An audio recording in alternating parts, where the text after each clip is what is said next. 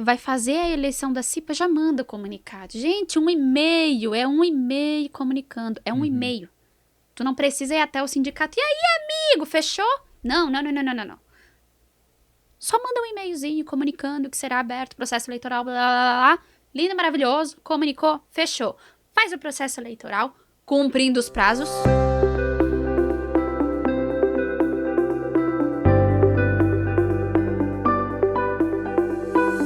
Cumprindo os prazos.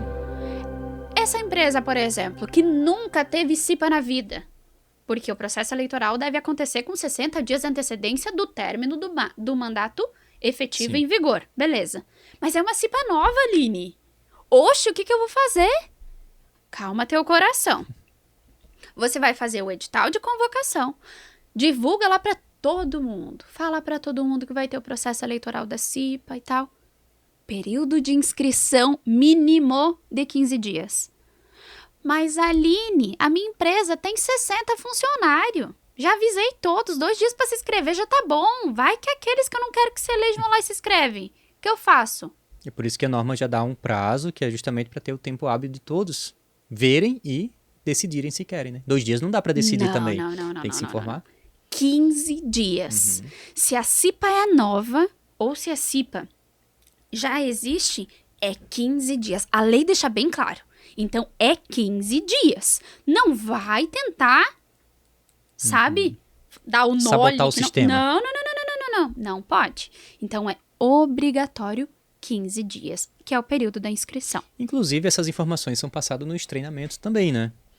E aí, eu acredito que, né, bem no início até do treinamento ali, então é uma informação que está bem recente na pessoa, a pessoa está iniciando o treinamento, então está mais tranquilo, então vai conseguir absorver mais ali essas informações. Então, o treinamento, como a gente sempre menciona, é sempre muito importante para tirar essas dúvidas e que os colaboradores, as empresas, nossos clientes não cometam nenhum erro, né, com relação a essas questões. Numa CIPAT, ainda voltando aqui a uma questão da CIPAT, tem as CIPATs para empresas de determinados graus. Então, como é que a CIPA ela poderia organizar de uma forma um grau de risco elevado? Organizar de uma forma que conseguisse, não parando as atividades, claro, mas que conseguisse envolver, digamos, uma empresa de 3 turnos, conseguisse envolver o máximo possível das pessoas ali. Às vezes a gente sabe, como eu falei ali, a questão de eventos é tudo muito complicado, mas é uma questão necessária para se fazer isso, mas a empresa também tem que analisar os riscos que ela está envolvida. Não dá para parar todo mundo. É uma questão lá que trabalha com, sei lá, perfurações de petróleo, alguma coisa assim. Não sei, coisa mais elevada lá. Como é que a CIPA conseguiria organizar para poder envolver todos ali? Seria por turnos, a pessoa que está trabalhando no turno da noite poderia vir participar de manhã, isso configuraria uma questão de um adicional, como é que seria ali para quem está organizando? Tá vendo? Quando eu digo que a pergunta é com chumbo grosso, é porque é mesmo, né? Socorro, meu Deus. Jogo para tirar dúvida do pessoal. Sabe aquele memezinho da internet que tu larga a bomba e pum! E sai correndo. É agora, é pum! Voou! Então vamos lá, o que acontece? Eu trabalhei em empresa onde o grau de risco era grau de risco 3 turnos, uma galera. Mas como a gente fazia? E olha só, o Ministério do Trabalho achava muito bom a forma como a gente fazia. Sempre terminava um turno de trabalho, iniciava o outro. Então, nós fazíamos palestras no meio... Na transição? Isso, que legal. Na transição dos turnos. E o que acontecia? O pessoal acompanhava as palestras, certo? O pessoal que vinha um pouquinho... Tipo assim, vou falar de uma forma como acontecia. Um turno de trabalho terminava 2h20. 2h20 começava o outro. A palestra começava 1h30. Então, dava na transição, término de um, início de outro. Fora isso, nós tínhamos um pessoal que começava às 10h35 da noite, se eu não me engano. O que nós fazíamos com esse pessoal? Eu não conseguia palestrante para ir lá de noite falar disso. Não dava. Mas aí tinha a Aline, a técnica em segurança, que ia lá falar sobre o mesmo tema que foi abordado durante o dia. Então, era feito o treinamento, a palestra, tudo, só que daí era eu que abordava. Outra coisa que fazíamos, né? Nós também tínhamos murais informativos. Esses murais informativos, nós colocávamos as informações relacionadas a CIPAT de acordo com a programação do dia. Para que todos ficassem cientes, acompanhando, vendo tudo. Todos. Outra situação, nós tínhamos um grupo, né, que tratava só de segurança do trabalho. Não era obrigatório as pessoas estarem, mas muitos gostavam de estar ali, de receber informação. Então era muito bacana. Eu sempre deixei claro, né, e fixado lá no grupo do WhatsApp, dizendo que não era obrigatória a permanência, que era facultado, mas que ali seriam tratadas de questões relacionadas à segurança do trabalho. Então, na semana da CIPAT, eu passava todas as informações ali, né? Além disso, semanalmente, eu ia lá e colocava algum material voltado à segurança. Falávamos sobre várias situações. Por exemplo, Outubro Rosa e Novembro Azul, que é muito utilizado essas épocas, principalmente para o cuidado da mulher e os cuidados do homem. Então, nós trazíamos, né? Nós tínhamos parceria com a Secretaria de Saúde do município, então a gente trazia pessoas do município para ir lá falar sobre essa parte da segurança. Então era muito bom e eles gostavam. Então, além disso, campanha de vacinação, fazíamos também parceria com o Departamento de Trânsito, era muito bacana. Então, assim, hoje em dia a empresa não fala de segurança quando não quer. Até porque hoje a maioria dos ensinos se faz EAD e é por isso que a gente está aqui falando de segurança do trabalho. Porque não precisa mais aquela coisa engessada. Claro que dentro da NR5 ela determina certas especificidades que são carga horárias de treinamento presencial quando se tem um grau de risco determinado ali. Ok, mas não precisa ser tudo presencial. Então, a segurança do trabalho, hoje em dia, ela tá na palma da tua mão, porque todo mundo tem smartphone. Com a ideia de facilitar o acesso de informação para todos, Com né? certeza. Não tem que ficar preso numa sala fisicamente, dá para ir assistindo à medida que consegue. Exatamente. Né? No deslocamento para casa, por exemplo, no trajeto, né? Então dá para... Bota lá o podcast, vai escutar a Aline e o Júlio, gente. Falar de segurança do trabalho é sem dor, não tem porquê. Exatamente, né? Então dá para... Quem quer faz como... que aconteça. Esse é o fato, né? E hoje a gente tem essas facilitações aí de ter acesso a tudo. Porém, comunicação é sempre importante, como a Aline mencionou. Colocar naquele quadro de aviso, reforçando a informação, porque às vezes a gente entende que o funcionário, às vezes, já entra na empresa pensando naquele trabalho que ficou pendente do dia anterior, e às vezes passa por um mural, um quadro de aviso, nem leu, porque simplesmente todo dia sabe que tem papéis ali pendurados, alguma coisa, e passou despercebido. É necessário ficar acenando para a pessoa, mostrando, olha isso aqui, tem um panfleto na mesa, enfim, coisas que realmente façam a pessoa lembrar que tem alguma coisa naquela semana, para participar ativamente também, né? Então, a comunicação é extremamente importante, né, Aline, nesses momentos, né? Isso mesmo. No treinamento da CIPA, Aline,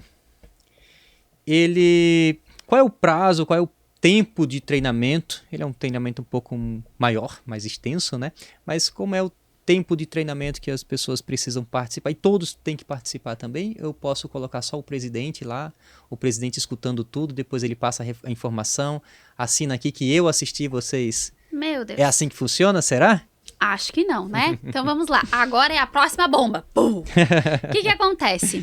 Depende do grau de risco, né? Como que se faz? Como que descobre o grau de risco da empresa? Então vamos lá.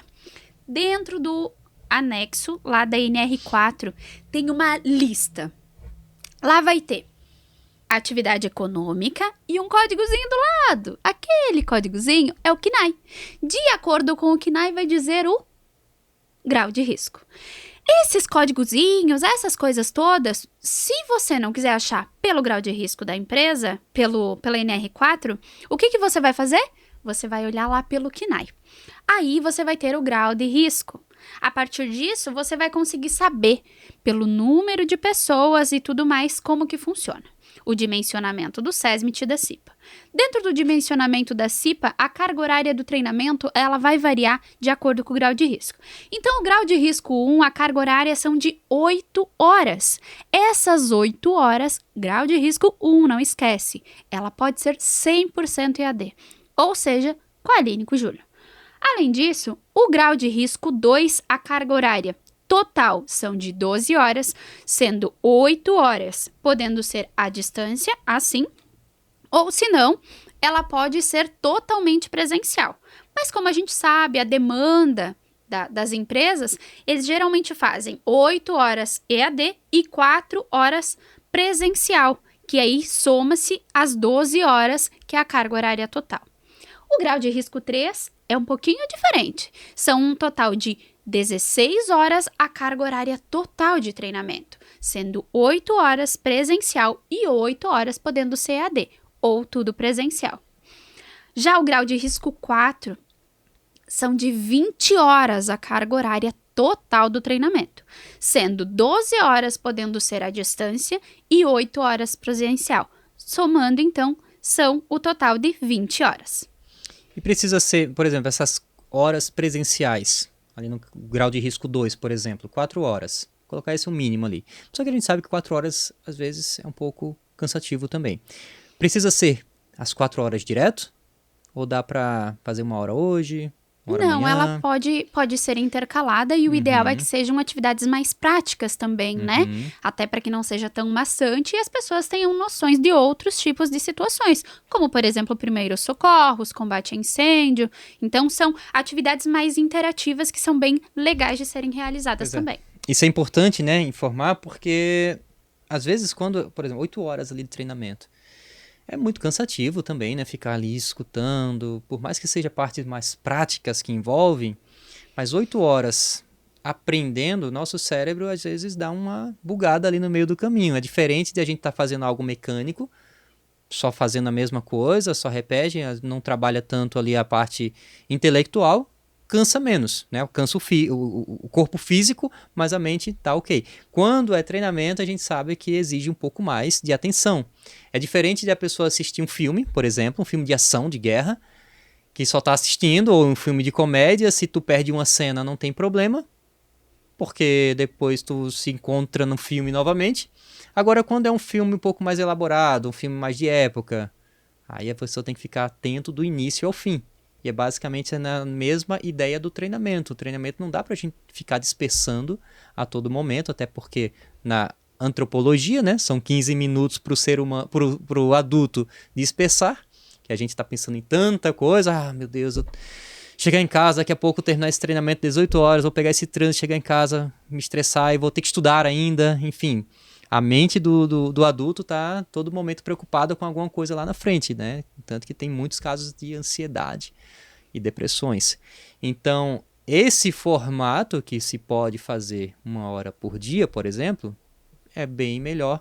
Assim, dependendo, claro, da empresa, né? Não vai ficar mandando funcionário 1 hora todo dia lá, mas estar ciente que pode ser assim já é uma ajuda para quem vai participar do treinamento. Um ponto importante que a gente deve levar em consideração é com relação à posse. Por quê? Porque nós precisamos treinar o funcionário para posteriormente fazer a posse. Então, esse tempo também não pode ser muito prolongado, porque nós temos um prazo. E se esse prazo extrapolar, pode dar problema. Então, nós temos que cuidar. Sim. E tem também a parte da quantidade de pessoas, né? Quando é que a CIPA, ela, por exemplo, não tem a participação ideal da quantidade de colaboradores ali? O que se faz numa situação dessa? O pessoal não quer se candidatar, o pessoal não quer participar, ninguém quer ser da CIPA, só tem 15% ali que está querendo. O que se faz numa situação dessa na empresa?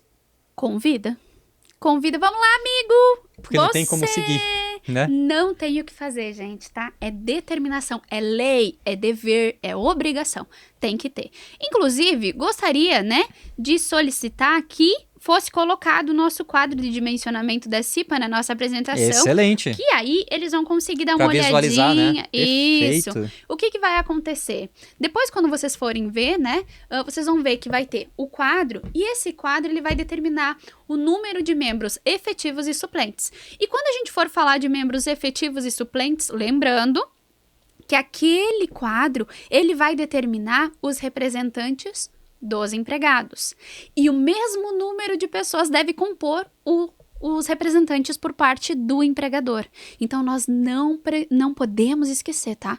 Lembre-se sempre, aquele número, ele é dobrado, ok? E também precisamos lembrar do seguinte: o processo eleitoral, para que ele tenha validade, ele tem que ter mais de 50% dos votos. Ou seja, se a empresa tem 80 funcionários e 38 votou, nós temos que prorrogar a eleição, porque nós temos que ter pelo menos 40 votos. Quer dizer, 41. Por quê? Porque é 50%, né? Então, 40, fechou, deu 50. Então, vamos pegar um de margem 50 ali. mais um. É isso. Senado, né? Pra não dar ruim. Então, a gente tem que ter esse coro, porque senão a eleição torna-se inválida. E nós não podemos esquecer desse detalhe importante. Imagina, se não tivesse isso na norma, digamos que a quantidade de pessoas que queiram se candidatar, vamos seguir assim mesmo, só notifica lá o sindicato que foi por falta de interesse. Olha como seria ruim nesse sentido para a segurança, porque a empresa poderia entender, se nós não fizermos a comunicação, não vai ter quem se candidate. Então facilita para o nosso lado. Seria mais ou menos assim que iria acontecer as coisas.